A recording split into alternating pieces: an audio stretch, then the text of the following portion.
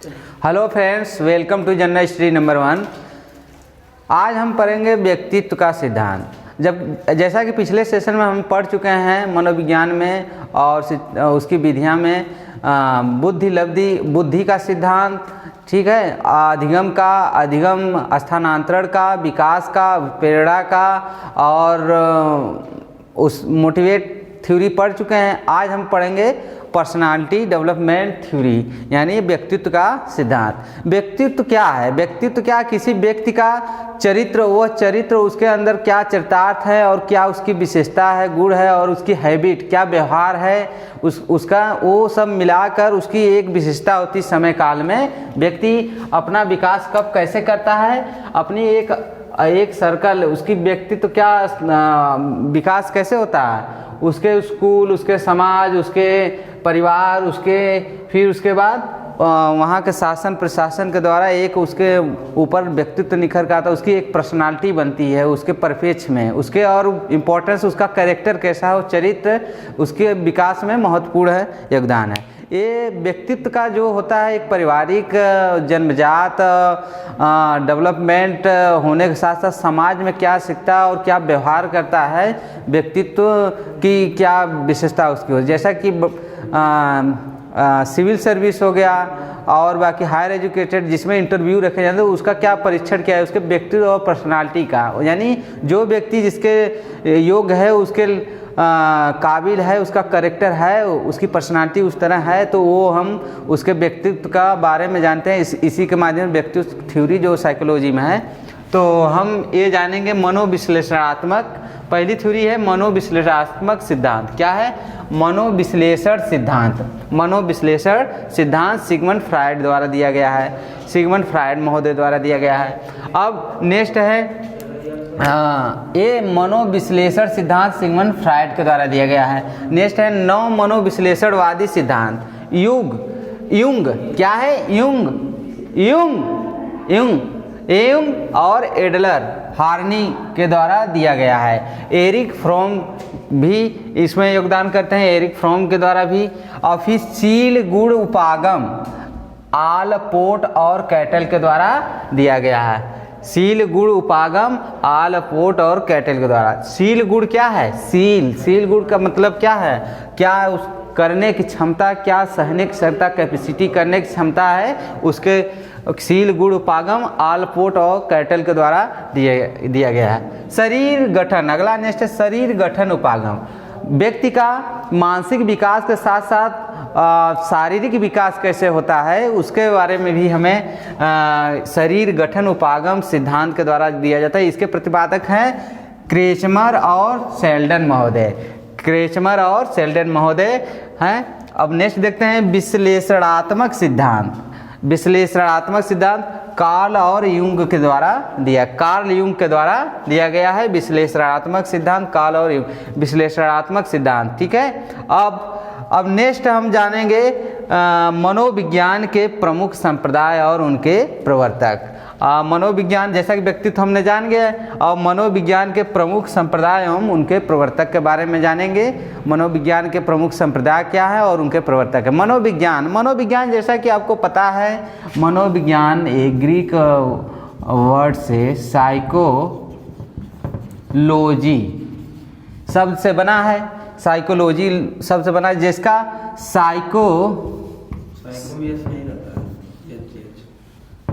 Sorry यच नहीं रहेगा, आज भी यही हो गया, ठीक है। ये साइकी, ठीक है, यस रहेगा। साइकी, ये साइकी है, साइकी और लोगस, ये लोगस। साइकी का अर्थ है, ये साइकी जो है अर्थ है, साइकी का अर्थ है मन। क्या है? मन। और लोगोस का अर्थ है वर्णन। ये क्या है? लोगस का वर्णन, मन का वर्णन या आत्मा का वर्णन करना मनोविज्ञान है। मन का वर्णन करना या आत्मा या अंतर क्या चल रहा है, उसका वर्णन करना मनोविज्ञान। मनोविज्ञान संप्रदाय प्रमुख रूप से हैं, उसकी विशेषताएं और कब स्थापना हुई, किस सन में उसका काल उसका क्रम क्या है, उसके बारे में भी जानेंगे। और साइकोलॉजी के प्रमुख संप्रदाय में व्यवहारवादी पहला देखते हैं।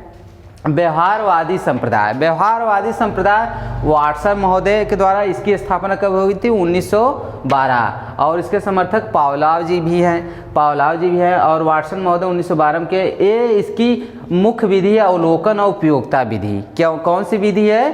अवलोकन और उपयोगिता विधि। और इसके प्रतिपादक कौन है इस संप्रदाय के? वाटसन और पावलोव महोदय इसके समर्थक। और इसकी स्थापना कब हुई थी? 1912 ईस्वी में। अब नेक्स्ट देखते हैं गेस्टाल्ट संप्रदाय या समग्रवाद का सिद्धांत कहा जाता है, या समग्रवाद संप्रदाय कहा जाता है। इसके समर्थक है मैक्स वर्दिमर, कोहलर, कोफा और कोटी लेविन। कौन कौन से? मैक्स वर्दिमर और उसके बाद कोहलर और कौफा और कूट लेविन। और ये इनके किस सन में स्थापित हुआ?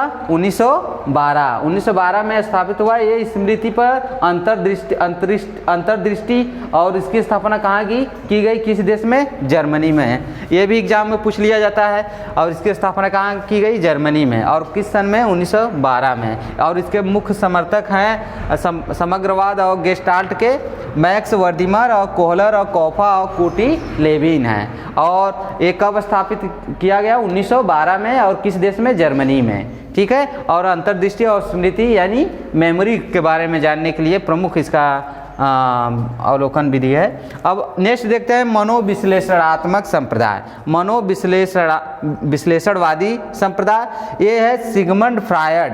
और स्थापना कब की गई इसकी? इसका भी 1912 ईस्वी में। और इसके प्रमुख समर्थक हैं एडलर महोदय प्रमुख समर्थक हैं। अब नेक्स्ट देखते हैं प्रेरकी संप्रदाय या हार्मिक संप्रदाय। प्रेरकी संप्रदाय या हार्मिक संप्रदाय इसके हैं विलियम मैकडूगल। इसका प्रमुख विधि है व्यवहार अधिगम विधि। व्यवहार अधिगम विधि क्या है? जैसे मैकडूगल व्यवहार, जैसे पशु का क्या व्यवहार है, ठीक है, पशु उस पर प्रयोग किया अवलोकन विधि के द्वारा प्रकरण में लिया गया है। ठीक है, पशु व्यवहार प्रकरण में लिया गया है, पशु व्यवहार। ठीक है, पशु व्यवहार। फिर उसके बाद नेक्स्ट है प्रकारवाद संप्रदाय। प्रकारवाद या कार्यात्मवादी संप्रदाय विलियम जेम्स। इसकी स्थापना की गई 1900 ठीक है, 1900 ईस्वी में। अब नेक्स्ट है संरचनावाद संप्रदाय और इसके संस्थापक है विलियम वुड और प्रमुख समर्थक है टीचनर। कौन सा है? टीचनर।